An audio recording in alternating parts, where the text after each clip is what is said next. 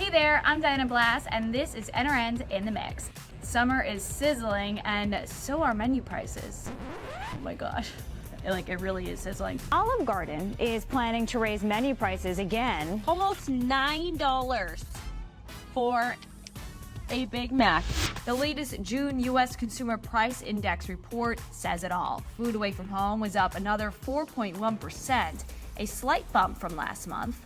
And as a result, people are dining out less frequently, and restaurants are feeling the heat. Hooters has announced plans to close a select number of underperforming restaurants. Let's turn to NRN's executive editor, Alicia Kelso, to learn more.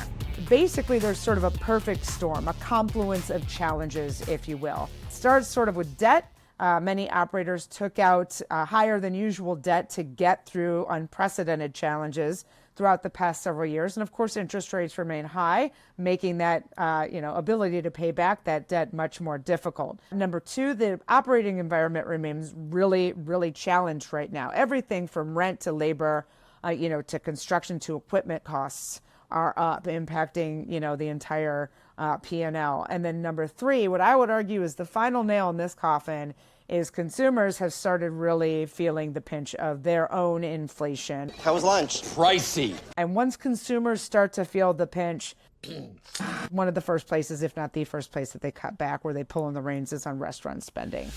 Thanks, Alicia. Now, while dining out is less frequent, it's definitely not off the table. So what's driving diners to restaurants?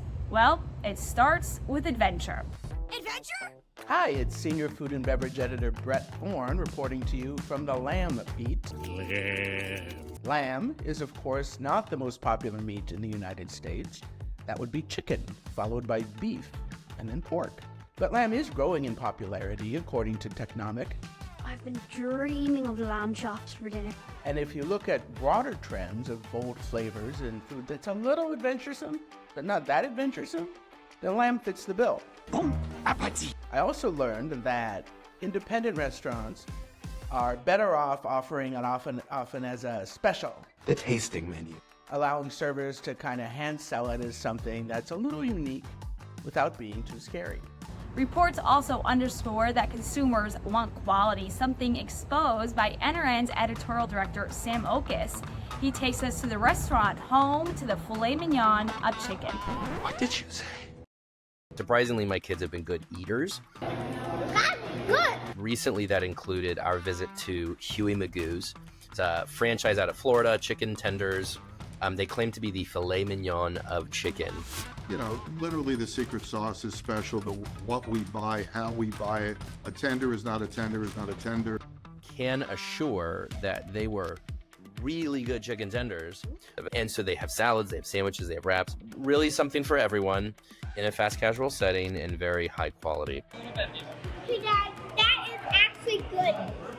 Well, let's dive further into that June Consumer Price Index report with Coffee. Scroll through TikTok and you can see the demand. This despite the rise in pricing. The average price for a pound of coffee rose to $6.25 in June from $5.99 in May. That's another 4.4% increase over the month. Yet consumers are still spending. Coffee bowl? Yes, a coffee bowl. NRN's Joanna Fantozzi explains why. If you haven't already, you should check out NRN's Top 500 report in partnership with Technomic, where I dive a little bit deeper into how and why emerging and mid-sized brands like Dutch Bros, 7 Brew, and Scooter's Coffee are heating up and have had much more momentum than Starbucks. Starbucks shouldn't feel too bad, though, because according to recent data from Placer.ai, consumer demand for coffee is actually up for everyone across the board. Why? All signs actually point to people returning to the office and putting coffee purchases back into their morning routine, as they're not really making coffee as much from home anymore.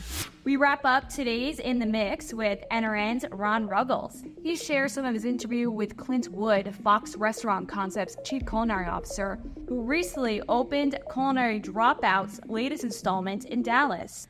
Let's see what's cooking. So for Dallas, we kind of reinvented everything about the menu.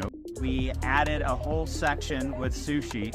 So we have a couple different crispy rices, 2 or 3 new rolls, and we have some crudos. So we added a little lighter option for summertime in Dallas. So there you have it. You're now in the mix on Nation's Restaurant News. For more coverage like this, head to NRN.com. And if you're like me and couldn't take it outdoors, well, stay cool. Till next time, I'm Diana Blast.